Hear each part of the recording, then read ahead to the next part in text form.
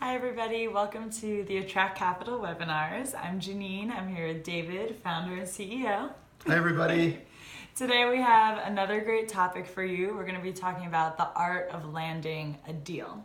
So right now, middle market mergers and acquisitions are roaring, and it seems to be that there are a lot of buyers in the market. Absolutely right, Janine. It is roaring and there's a lot of buyers. There's a lot of good energy out there. So with all of this roaring energy, we're still finding that buyers are struggling a little bit with how to land a deal. So can you go into how this could be easier, why it should be easier, and maybe why it's so hard? Sure, absolutely, Janine. Those are great questions. It is difficult to land a deal, and there's a number of reasons for that. And it's hard on a buyer when they're trying to land a deal because you spend a lot of time, you spend a lot of money, and put a lot of energy into connecting with different businesses. And if the deal doesn't work out, you're just spinning your wheels. So it's really important that buyers know the best way to do it. A lot of them are savvy and they get it. So hopefully our art of helping them land the deal will give them some useful tips here. To start with, there's a lot of buyers in the market. There's thousands. There's probably a tenfold increase in the number of buyers for middle market M&A. And it's really because of the proliferation of private equity as an asset class, as well as search funds, where there's a lot of freshly minted MBAs who are looking to buy companies as sort of their entrepreneurial launching pad. And it's hard when you have so many buyers out there. It's hard for them to stand out in a crowded marketplace. And it's also hard for sellers to gain a comfort level because they want to make sure that they're going to work with somebody that they think can close their deal and that they can trust. So it's also hard for sellers to discern that in this sea of buyers because there's just so many of them.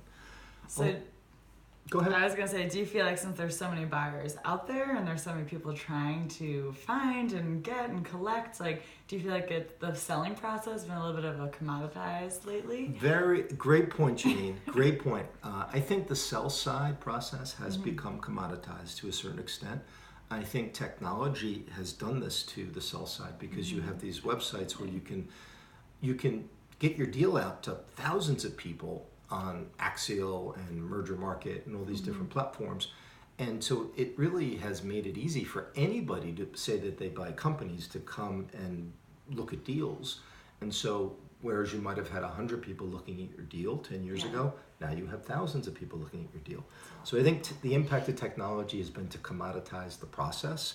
And I think in commoditizing the process, the sell-side advisors aren't really doing as good a job as they could qualifying their sellers in terms of what their expectations are.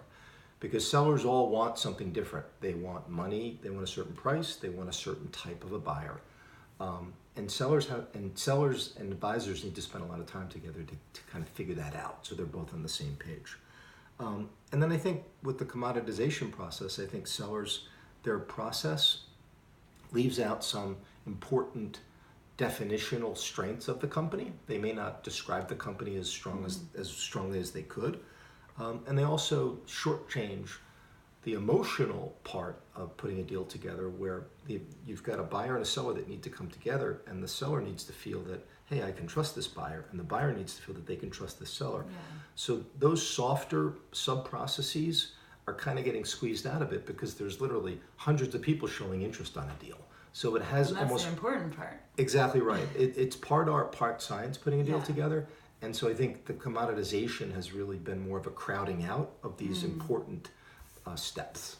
Gotcha. That makes sense. And I feel like you want to be able to pay attention to that. So if you're finding that all of this is happening and it's almost being desensitized, then how do you feel that people could stop spinning their wheels and just land the deal?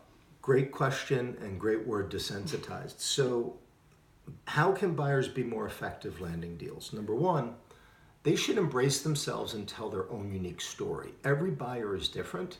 Every buyer has had a unique entrepreneurial experience. Tell your story. Don't embellish your story. Don't be somebody you're not, but tell your unique story. And more than likely, it will resonate with the right seller. So don't hide from it.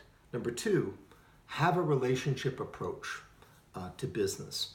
Sellers want to know that they can build a relationship with you because through building it, there's trust, and through trust, they can get the deal done and they can hand over their company and believe that you're somebody that will take care of their employees. So convey a relationship approach. Number three, Be completely honest about your capital wherewithal. You want to make sure that the seller knows that if you have money to buy the company, how much money you have, or if you have to go out and raise the money, that you have the ability in the process to be able to raise the money. But you need to be honest. You don't want somebody to think that you have a $100 million fund and you have no fund. It's a very bad thing. Number 4 is when you meet the seller, you want to convey energy and ambition. The seller needs to feel that you're somebody that can take over the challenge of their operation, of running it, and take it to the next level. So you want to appear energetic. You want to appear like a can-do type of person. Sounds like you. Sounds like you, Janine. You're a very can-do, energetic person. Thank you. And the 5th thing is you don't have enough time to waste it on deals that aren't real.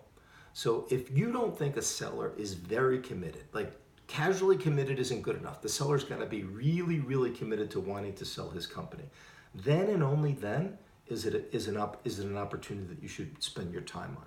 So you want to tell your unique story. You want to convey a relationship approach. Be completely honest and true to yourself. Convey energy and ambition. And don't waste time on deals that aren't going to happen. And if you do all those things, you'll have a much higher likelihood, Janine, of landing the deal. There you go. And that's that. So if you guys have more questions, reach out to David, reach out to Attract Capital, and they'll be happy to assist you. Thank you. Thanks, everybody.